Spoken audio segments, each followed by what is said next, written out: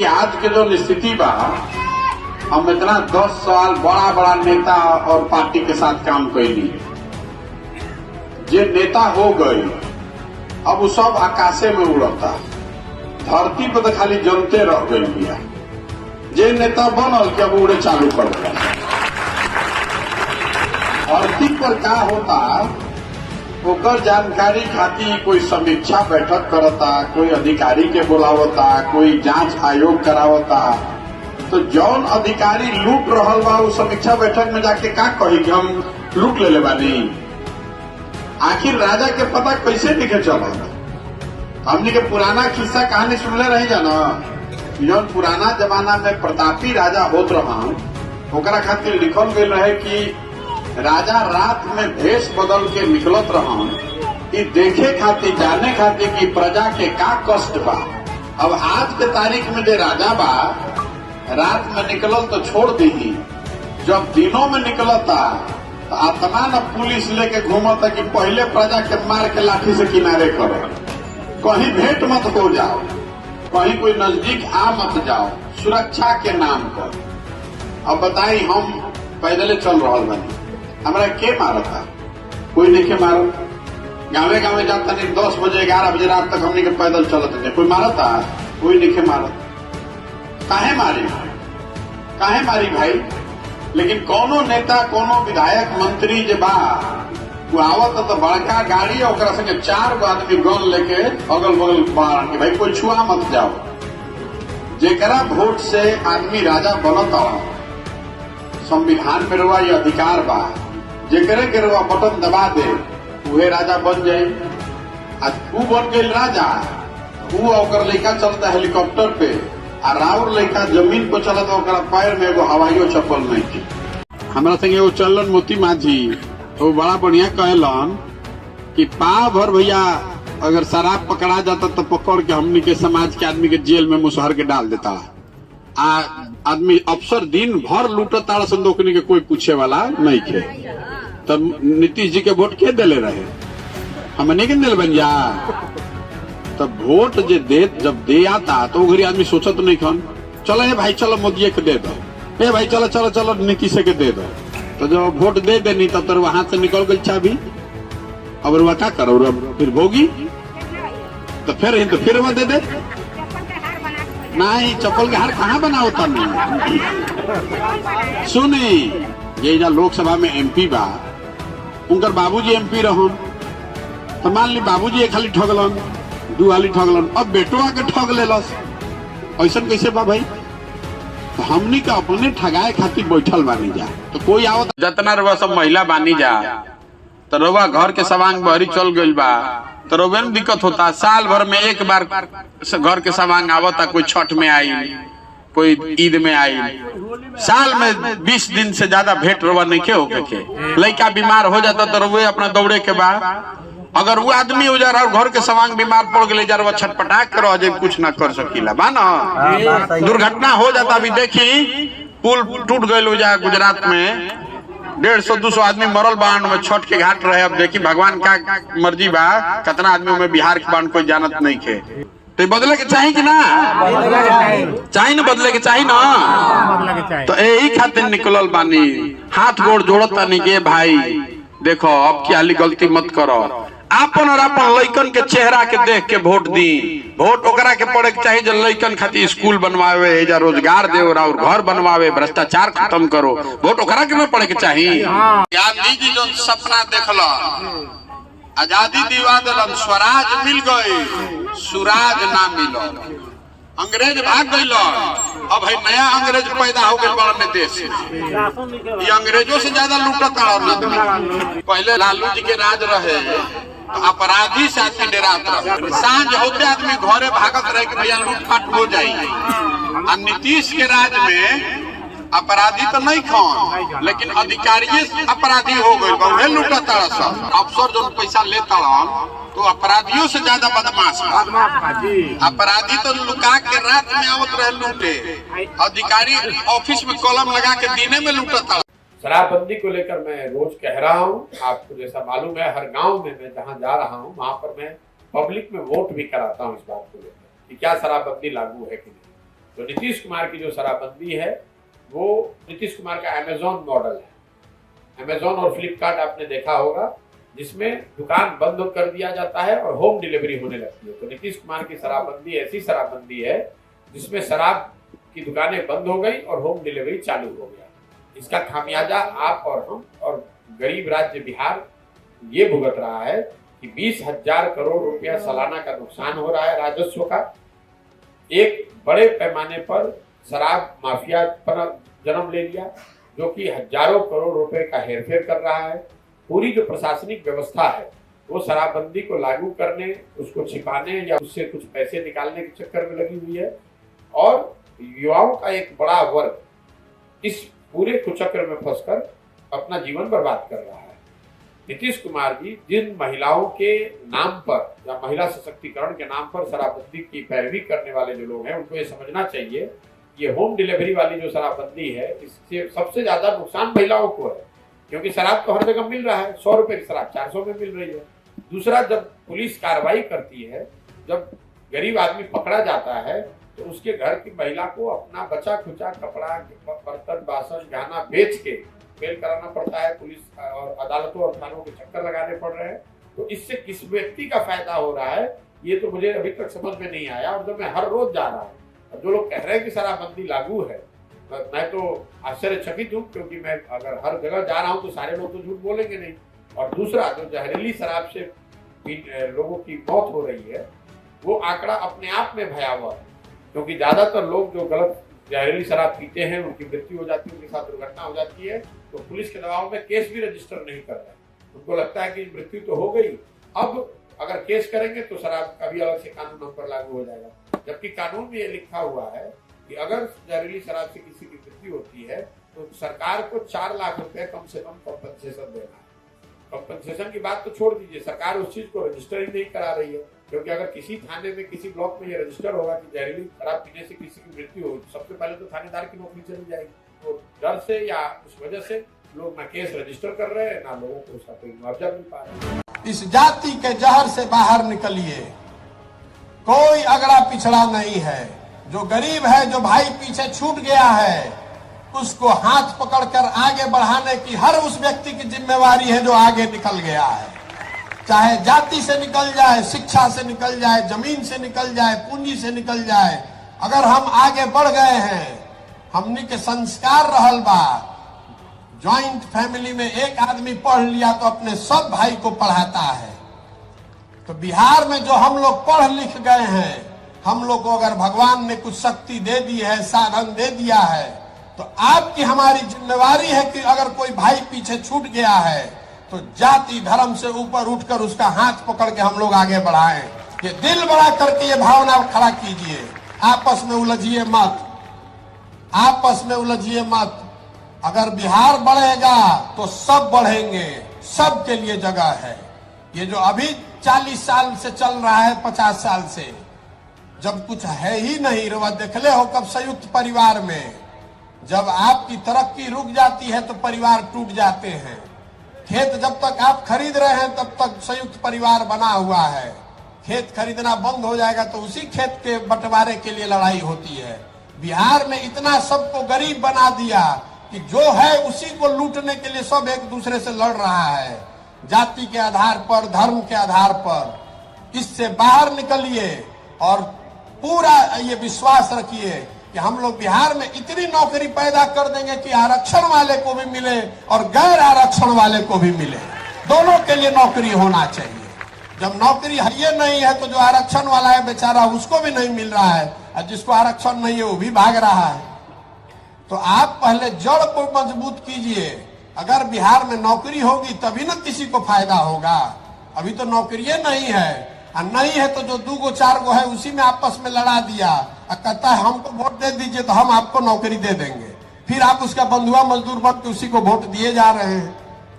वो स्थिति बदलनी चाहिए।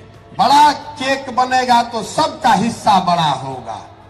और जो लोग भी आगे हैं, मैं आपसे हाथ जोड़कर विनती कर रहा हूं, ये आपकी जिम्मेवारी है कि जो आपसे पीछे छूट गया, अगर जन सुराज में रहना है, जन सुराज के आप नायक हैं, तो आप अपने साथ जो पीछे छूट गए लोग हैं उनको साथ में लेकर चलने का जज्बा पैदा कीजिए। हिंदू मुसलमान अगड़ा पिछड़ा के लड़ाई से बाहर निकलिए। इसी सोच ने हम लोग को इस गुर्बत, इस बदहाली में डाला है। जब तक इससे हम लोग बाहर नहीं निकलेंगे तब तक बिहार का भला नहीं हो सकता है। मैं बहुत अपने अनुभव के आधार पर बता रहा हूँ। इससे हम लोग बाहर निकलेंगे तभी हमारे और हमारे बच्चों का भला हो सकता है। गांधी जी, बाबा साहब अम्बेडकर, इनकी बातों को सीखिए, अपने जीवन में उसको लागू कीजिए। इस विकल्प, इस प्लेटफॉर्म का इस्तेमाल कीजिए। जो आप में क्षमता है तो आप आगे बढ़िए, बिहार को बढ़ाइए, समाज को बढ़ाइए, अपना भला कीजिए और इस राज्य को अगले 10 साल में देश के सबसे 10 अग्रणी राज्यों में शामिल करने का संकल्प लेकर जाइए। हम 50 दिन से पैदल चल रहा बानी। पश्चिम चंपारण में हर जगह धान और गन्ना के खेती होता है। ये जो हो आगे धान कोई 1300 रुपया से 1400 रुपया से ज्यादा में नहीं बेचो। धान के समर्थन मूल्य कितना बा? 2040 आ कहीं कहीं 2060 जी। आ धान बेचाता कितना में? 1200, 1300, 1400। ईस्ट चंपारण में लोग बताओ तन की 1400 से ज्यादा में बेचाता है। लेकिन पश्चिमी चंपारण में हमारा ऐसा लोग बेटेलन जो 1100 में धान बेचता है। गन्ना रवा उपजा रहा बानी। गन्ना यूपी से रवा 60 रुपया कम दाम में बेचता नहीं। और में मिल वाला गन्ना के वजन में 5 क्विंटल काटता टेलर पर कटाता ना। खाली समर्थन मूल्य पर, सरकारी समर्थन मूल्य पर अगर धान, गेहूं, गन्ना खरीदाए लागो तो बिहार के लोग के हर साल, ये बात याद रखी, हर साल 25 से 30 हजार करोड़ रुपया अलग से मिले लागी। लेकिन रउआ हमरा ओकर चिंते नहीं खे। हमने के तो सुतल बानी जा।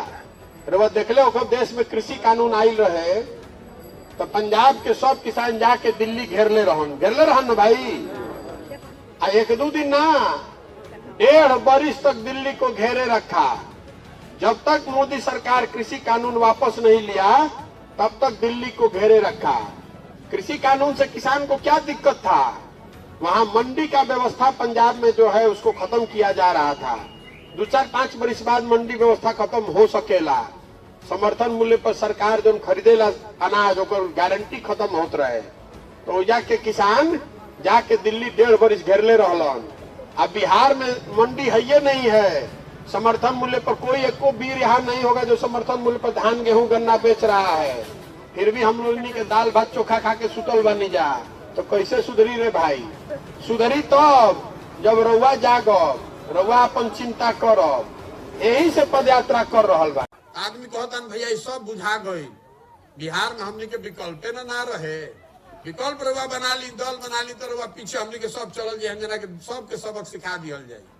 हम रउआ के बता रहल बनी हमरा विकल्प बनावे से ना, हमरा पर रउआ भरोसा करके अभी कुल आदमी कहता कि भैया रउआ आगे चली, सब लोग पीछे चली। हमरा पर भरोसा करे से ना हुई। हमारे पीछे चलने से नहीं होगा। जब तक बिहार में जनता नहीं जगेगी, आप अपना अधिकार नहीं समझिएगा, तब तक आपको कोई नहीं सुधार सकता है। जो आदमी मंच पर खड़ा होता है, जे मंच पर खड़ा होला ये न कहेला कि हमरा पर भरोसा कर, हमरा के वोट दे दो, हम आइब तो सब ठीक कर दे। सबे कहेला नहीं बात। हम रउआ के कहे आइल बानी कि हमरा पर भरोसा करके हमरा के वोट दे तो कुछो ना सुधरी, कुछ ना सुधरी। काहे से कि एक आदमी कोई बिहार को नहीं सुधार सकता है। 13 करोड़ आदमी बारन, कैसे कोई एक आदमी सुधार दी? सुधरी तब जब रउआ सुधरे के संकल्प ले कि ना रे भाई, अगला बार वोट लालू को नहीं, नीतीश को नहीं, मोदी को नहीं, प्रशांत किशोर को नहीं। वोट पड़ेगा अपने बच्चा सबके चेहरा को देखकर। वोट उसको पड़ना चाहिए जो हम लोग के बच्चा के लिए यहाँ स्कूल बनवाए, यहाँ सड़क बनवाए, रोजी रोजगार की व्यवस्था करो, फसल के दाम दिलवाओ। ओकरा के ना वोट पड़े के चाहिए। तो हमने के वोट दे देता नहीं कोई के चेहरा देख के, कोई के फोटो देख के। यही हम अभी 48 दिन से रहुआ बगल के जिला में बानी तो रामनगर में गईली तो एगो हजाम भेटाई। आदमी कहल के भैया बड़ा होशियार आदमी बा, पूछी ना एकरा से। तो पूछनी ओकरा से कि बताओ कि लालू जी के राज में और नीतीश के राज में क्या फर्क बा? तो कहलत कि भैया हम तो हजामे हैं, अपने भाषा में रवा के बताई। लालू जी के राज में और नीतीश के राज में कोनो फर्क नहीं खे। दोनों में जनता के हजामत पूरा पूरा बनता। फर्क अतने बा कि लालू जी के राज में हजामत अपराधी बनावत रह सन और नीतीश के राज में हजामत अधिकारी बना रहल बड़ा सन। लालू जी के राज में अनहार भइला के बाद अपराधी गन लगाकर लूटता था और नीतीश कुमार का जंगल राज में अधिकारी जो है कलम लगा के दिने में लूट रहा है सबको। जैसे लालू जी के राज में अपराधी डेरात ना रहन, जौन बुझाई तुम कल उठा के ले गई, वह हाल नीतीश के राज में अधिकारियों के बाद जौन बुझाई जरा से जाके कंप्लेन करे के बाद कर दो, पैसा तो लेबे करो बानो, बिना पैसा दिले कोनो काम होता भाई।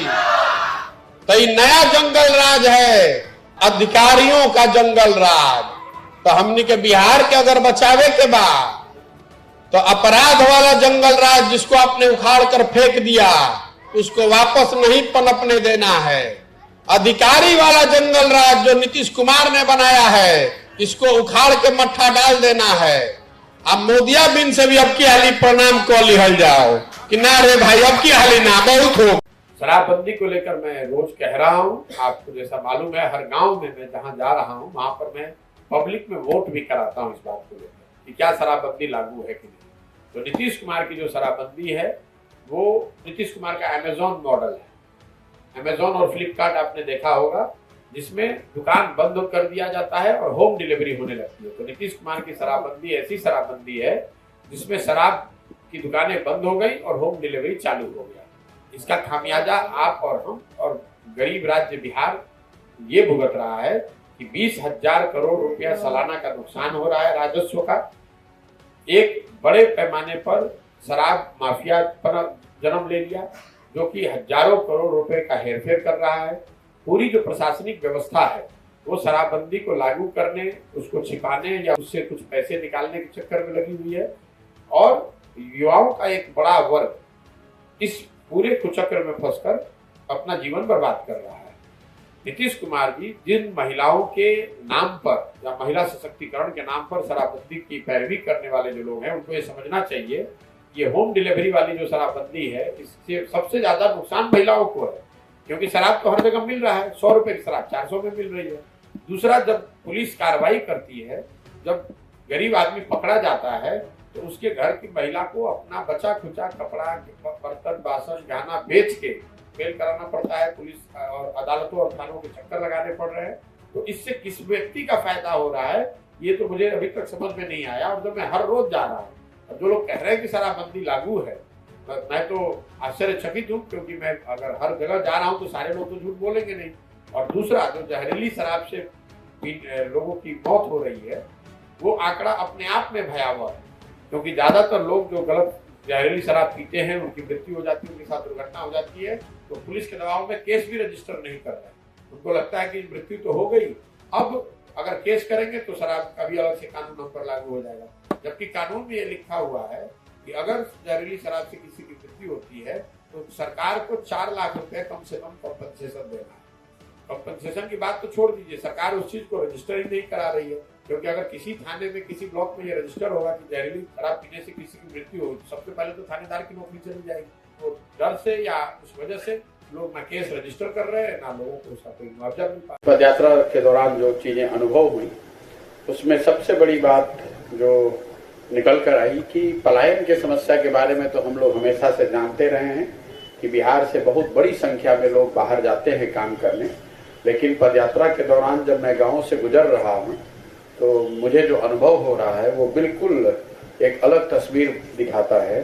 ज़्यादातर गांव में जब हम लोग गुजरते हैं तो महिलाएं मिलती हैं, छोटे बच्चे मिलते हैं, बूढ़े बुजुर्ग मिलते हैं, लेकिन काम करने वाले उम्र में बहुत कम बच्चे रह गए हैं गाँव में, खासकर जो थरवट का पूरा एरिया है। और पूछने पे ये पता चलता है कि करीब करीब 70% से ज़्यादा लोग रोजगार की तलाश में बाहर चले गए हैं। तो ये पलायन की समस्या की विकरालता को एक तरह से दर्शाता है। दूसरी बात जो हम लोगों ने रास्ते में अनुभव किया, शिक्षा व्यवस्था बिहार में ध्वस्त है। ये तो सब लोग हम लोग बात करते रहे हैं, लोग बताते हैं, चर्चा करते हैं। लेकिन इस पूरे 200 किलोमीटर में उस चीज़ को भी देखने का मुझे फर्स्ट हैंड अनुभव हुआ शायद ही कोई 2 या 3 स्कूल अभी तक मुझे मिला है 21 दिन में, जिसमें स्कूल की जो बेसिक चीजें हैं, बिल्डिंग, टीचर और छात्र, वो तीनों हों। ज्यादातर जगहों पर जहाँ बिल्डिंग है वहाँ टीचर नहीं है, जहाँ टीचर है वहाँ बिल्डिंग नहीं है, और जहाँ दोनों है, कुछ ऐसे भी जगह मिले जहाँ बिल्डिंग टीचर होने के बावजूद छात्र नहीं है। स्कूल को लेकर जो एक उदासीनता और एक गुस्सा मुझे हर जगह लोगों में दिखा। तीसरी बात जो यूनिक मुझे या नई समझ में आ रही है गांव में जाने के बाद, ग्रामीण सड़कों की जो स्थिति है, क्योंकि बिहार में 2 चीजों को लेकर लोग हमेशा पिछले कुछ सालों में एक ऐसा इंप्रेशन बना है कि सड़कों की स्थिति में सुधार हुआ है और बिजली आ गई है। इन 2 विषयों पर जो हम लोग ग्राउंड पर देख रहे हैं, जो अनुभव कर पाए कि ग्रामीण सड़कों की हालत करीब करीब वही है जो जंगल राज लालू जी के राज में थी। जैसे ही आप स्टेट और नेशनल हाईवे को छोड़ते हैं और गाँव में आते हैं तो सड़कों की हालत बहुत बदहाल है। और मैं इसका पूरा वीडियो भी रिलीज करने वाला हूँ। 20-21 दिन में जहाँ जहाँ हम लोग चले हैं, कोई भी ऐसा दिन मुझे अभी तक नहीं मिला है जिसमें 12, 15, 20 किलोमीटर जब हम लोग पैदल चलते हैं, कोई भी दिन ऐसा नहीं मिला जिसमें आधी सड़क भी ठीक हो, चलने लायक हो। गाड़ियों की तो बात छोड़ दी, मोटरेबल रोड्स तो गांव में है ही नहीं। बिजली को लेकर जो है कि बिजली हर जगह पहुंच गई है, उसमें जरूर सच्चाई है। नीचे बिजली तो हर जगह दिख रही है, लेकिन उसके साथ जो लोग बहुत बड़ी समस्या एक बता रहे हैं वो है बिजली बिल की। इन्फ्लेटेड बिजली बिल एक बहुत बड़ी समस्या बिहार में बनकर उभरने वाली है, क्योंकि गांव में मैं जहां पर भी गया, लोगों ने बताया कि 6,000 से 60,000, 70,000 तक लोगों के बिल आए हैं। ज्यादातर लोगों का ऐसा मानना है कि ये बिल गलत है। 3, 4, 5 बल्ब फैन चलाने वाले लोगों को भी 6,000, 8,000 का बिल आ रहा है। उसकी वजह से मुझे ऐसे भी घर मिले जहां एक गांव में 40-40, 50-50 घरों के बिजली काट दिए गए हैं। कुछ ऐसे भी घर मिले जहां लोग अपना घर छोड़कर भाग गए हैं। तो ये बिजली और सड़क को लेकर 2 बातें मैं साझा करना चाहता था।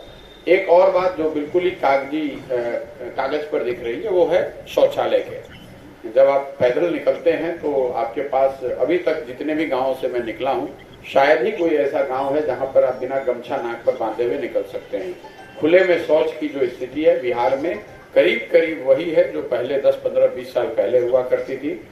पूछने पर ग्रामीणों ने, स्थानीय लोगों ने जो बताया वो ये कि यहाँ शौचालय बनाए ही नहीं गए हैं। ज्यादातर केसेस में 2,000 से 6,000 रुपये भ्रष्टाचार के तहत आप कह लीजिए अधिकारियों को या जो लोग भी उसमें मिली भगत जिनकी रही है उनको वो पैसा दे दिया गया और उसके बदले में बेनिफिशियरी को 12,000 रुपये दे दिया गया। तो नेट पेपर पर ही पैसा ट्रांसफर हुआ। कुछ करीब 20 से 50% पैसा अधिकारियों के पास रह गया और बाकी पैसा जिन्होंने अपने नाम पर टॉयलेट के लिए पैसा लिया उनके पास वो पहुंचा, लेकिन वो किसी के पास टॉयलेट ज्यादातर लोगों ने बनाया नहीं। इसलिए खुले के शौच की अगर उसकी आज जांच हो जाए तो 90% गांव में, आप लोग खुद पत्रकार हैं देखते होंगे, 90% ODF, सो कॉल्ड ODF गांव बिल्कुल ही वहां पर खुले में शौच हो रहा है।